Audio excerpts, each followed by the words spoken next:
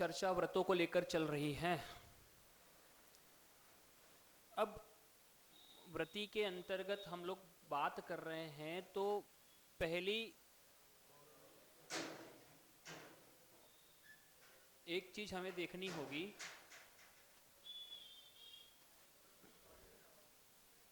कि उसकी स्थिति क्या है व्रती की। सामान्य व्यक्ति की तो बता दी हमें कि अपोजिट एट्रैक्ट्स, यानी कि वो सौम्य है तो वो चाहेगा सामने वाला उतना ही ज्यादा उद्दंड हो। वो स्मूथ है तो रफ चाहता है, सीधी सी बात है ना। सुशील है तो कुशील चाहता है, यही कह सकते हैं। अपोजिट एट्रैक्ट्स, सुशील है तो कुशील चाहता है। अरे यही तो कहा गया ना। क्यों? क्योंकि वो अपनी स्थिति से उब गया है, अपनी स्थिति से उब गया है। अपोजिट एट्रैक्ट्स उसी को तो कहते हैं ना कि आपसे जो विरोधी है वो आपको अपनी तरफ आकर्षित करता है। मैग्नेट का सिस्टम क्या होता है? प्लस माइनस को आकर्षित करता है, माइनस प्लस को आकर्षित करता है। क्या प्लस प्लस को आकर्षित करता है क्या, या माइनस माइनस को आकर्षित करता है क्या? क्योंकि वहां पर मैथमेटिक्स का रूल है, minus plus minus equals two plus, minus plus minus equals two plus. Mathematics का रूल है, आप लोग जानते हैं। और ये रूल भी है, plus plus minus equals to minus, minus plus plus equals to minus.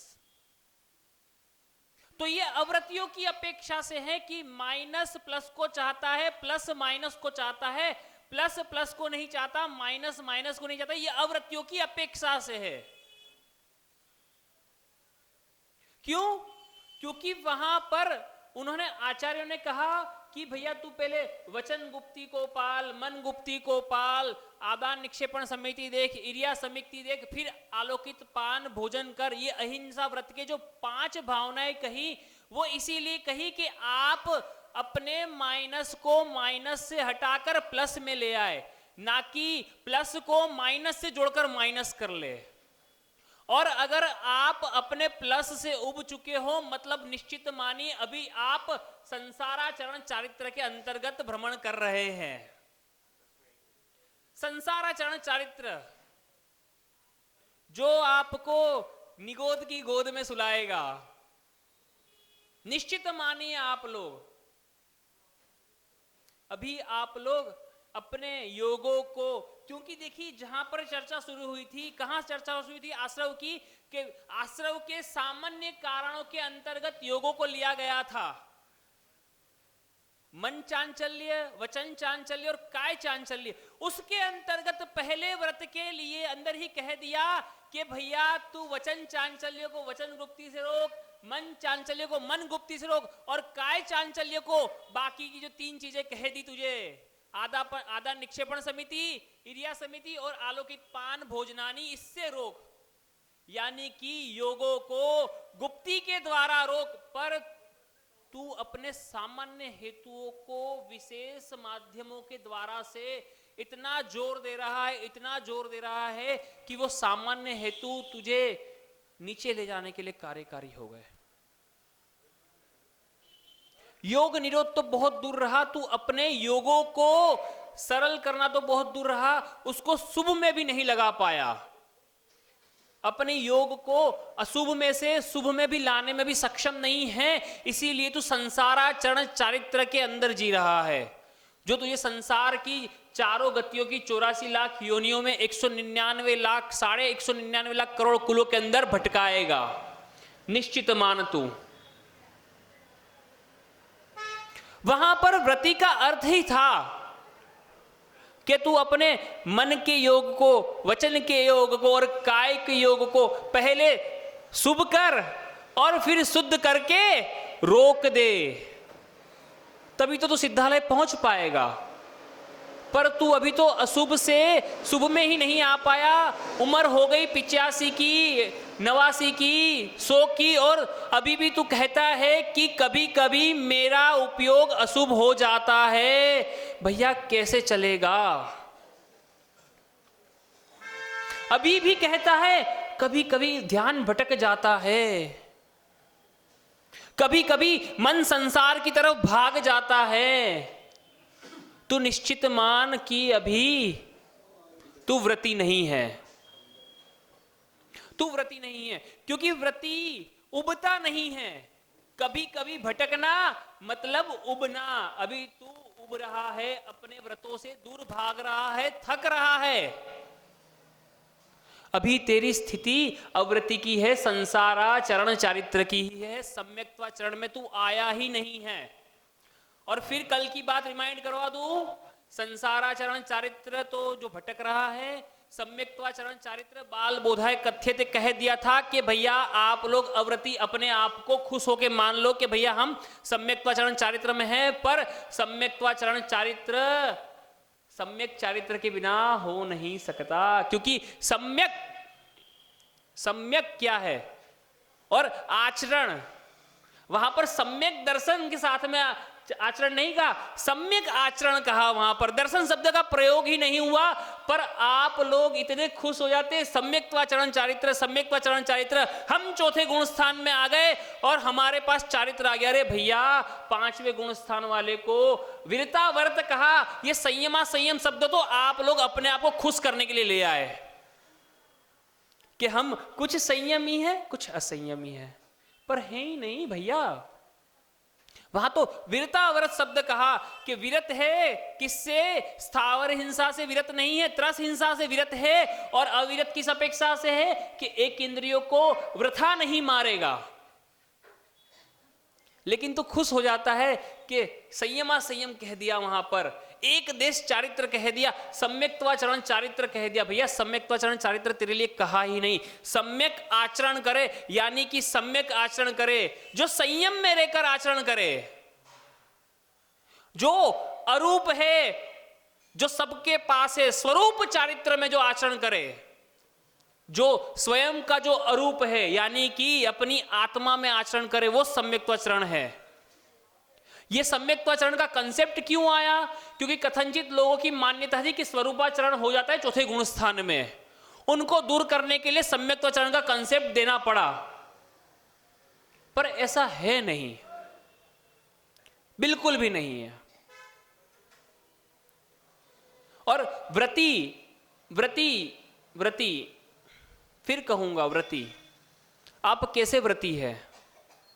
कसायों को बढ़ाने वाले हैं या कसायों को घटाने वाले हैं? फिर भैया ने भी कहा चौकी में देख तो पेट भरेगा, चौके में देखेगा तो कसाय भरेगा। चौकी पे देखेगा, अपनी थाली में देखेगा तो क्षमा आएगी, आर्जव आएगा, मार्जव आएगा और शौच आएगा। लेकिन चौके में देखेगा तो क्रोध आएगा, मान आएगा, मायाचारी आएगी और लोभ आएगा। तो व्रती कहां देखे? इसीलिए तो आचार्य विद्यासागर जी महाराज 56 साल से नीचे देख रहे हैं कि कसायों को जीतना है तो नीचे ही देखना पड़ेगा। अगर मैं ऊपर देखूंगा आपकी तरफ तो निश्चित रूप से मैं अपने चरित्र से पतित हो जाऊंगा। आप लोग कहते हैं ना कि आचार्य श्री ऊपर नहीं देखते, वो इसीलिए नीचे देखते हैं कि उन्हें अपने अंदर 10 धर्मों को धारण करना है, आत्म स्वभाव की प्राप्ति करनी है। और आप लोग सोचते हैं आचार्य महाराज हमारी तरफ नहीं देखते। क्यों देखे भैया? फिर कहता हूं, नीचे देखोगे तो 10 धर्म आएंगे और ऊपर देखोगे तो कसाय आएगी। और व्रती को किससे बचना है? मन प्रशस्ति, वच प्रशस्ति, काया प्रशस्ति और कसायों की हानि। हो गया व्रती। सुबह में जो अमृत स्नान करते उसमें पढ़ते हैं ना, मन प्रशस्त हो, वचन प्रशस्त हो, काय प्रशस्त हो और कसायों की हानि हो। तो आप सब अमृत स्थान में केवल काय की प्रशस्ति करते हैं, ना मन को प्रशस्त करते हैं, ना वचन को प्रशस्त करते हैं, ना कसायों की हानि करते हैं। और कहते हैं हम तो शुद्ध हो गए जल के 2 छींटे मार के। वहां पर व्रती बनने के लिए कहा है।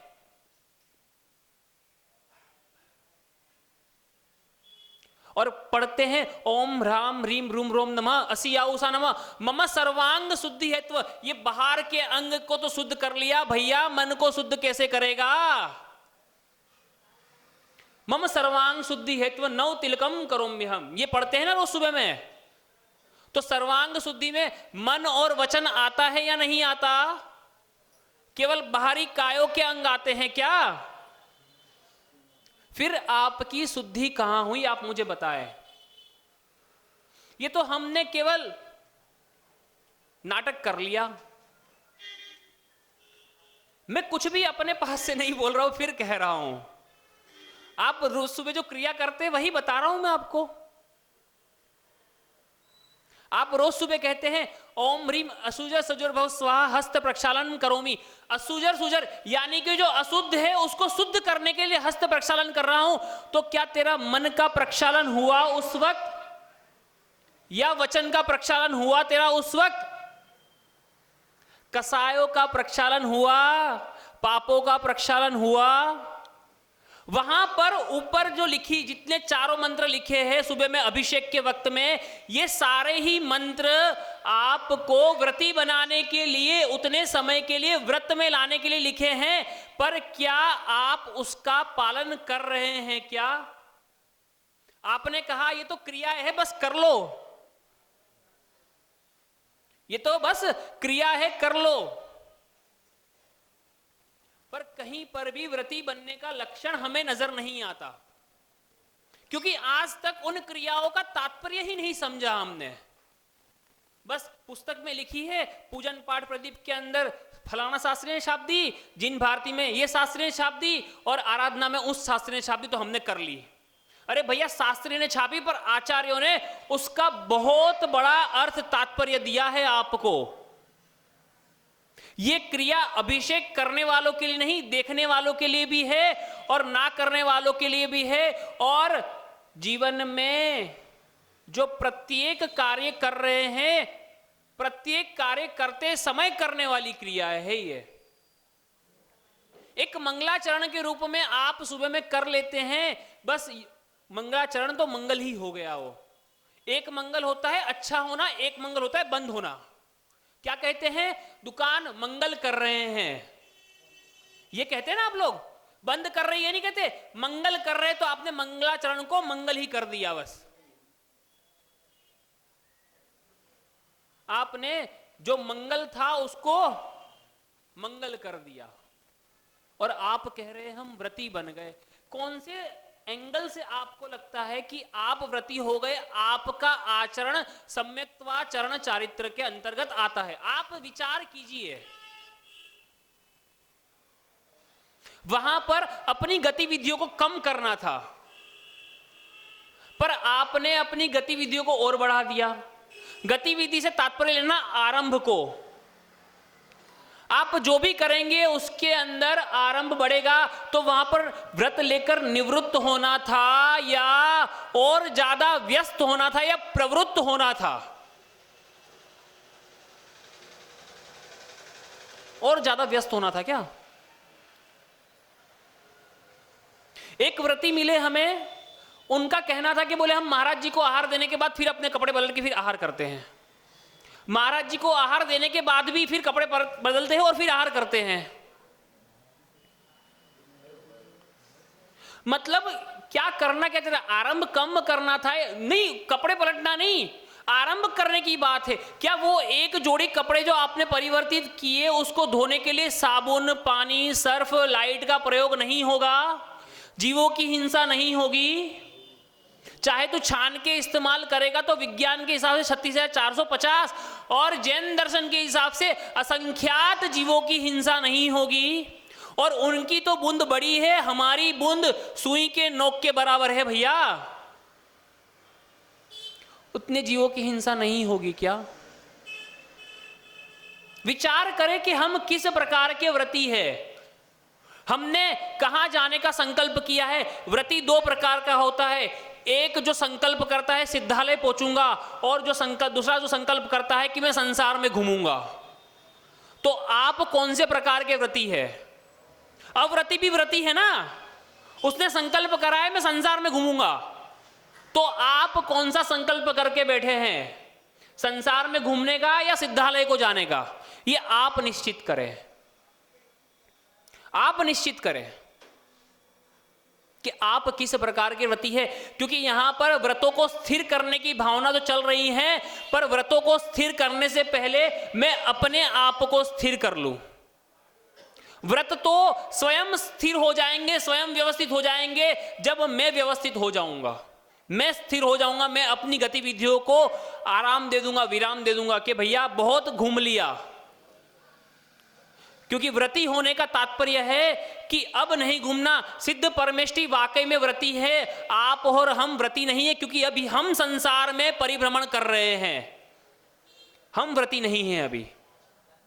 हम केवल नाम के व्रती है, वो काम के व्रती है कि निकम्मे हो गए, निकम्मे हो गए, कोई कर्म नहीं रहा करने को। किद किच्चा शब्द का उपयोग हुआ, कृतकृत्य हो गए, वो व्रती है। और व्रती बनने के बाद हम क्या करते हैं, यहां भी घूमना है, वहां भी जाना है, ये भी देखना है, वो भी देखना है। चतुर्मास तक में, वर्षा काल के अंतर्गत भी हम शांति नहीं रखते, हम ऐसे व्रती हो गए हैं। तो हम क्या कहें इस चीज को, विचार करें आप लोग। अभी तो मैंने व्रतों का प्रकरण शुरू नहीं किया है, अभी कोई बात अपनी, अभी तो भूमिका ही बन रही है, ये मानिए आप लोग। वर्षा योग पूरा होने की तैयारी में है। आज लगभग 4 तारीख हो गई है, 14 तारीख को पूरा हो जाएगा। 12 तारीख को हमारे हिसाब से 12 तारीख की मध्य रात्रि को हम लोग निष्ठापन की भक्तियां करेंगे और वर्षा योग समापन हमारी तरफ से। और अभी मैं व्रतों की भूमिका बना रहा हूं चतुर्मास के निष्ठापन के समय में। आप लोगों के पास में, आप विचार कीजिए कि आप लोग किस श्रेणी के हैं कि मैं को आके इस समय में वर्षा योग समाप्त हो रहा है तब मुझे व्रतों की भूमिका बनानी पड़ रही है आप लोगों के सामने। आप लोग विचार कीजिए, आप अपने आप को अगर सम्यक्त्वाचरण चारित्र के अंतर्गत गिन रहे तो किस हिसाब से मान रहे हैं, आप स्वयं विचार कीजिए। मैं नहीं कहूंगा कुछ भी, आप महसूस करें कि आप किस स्तर पे है और अपने आप को कह रहे हैं कि मैं सम्यक्त्वाचरण चारित्र का पालन कर रहा हूं। अभी भैया तो संसारा भ्रमण में ही अटका हुआ है, संसाराचरण में ही अटका हुआ है।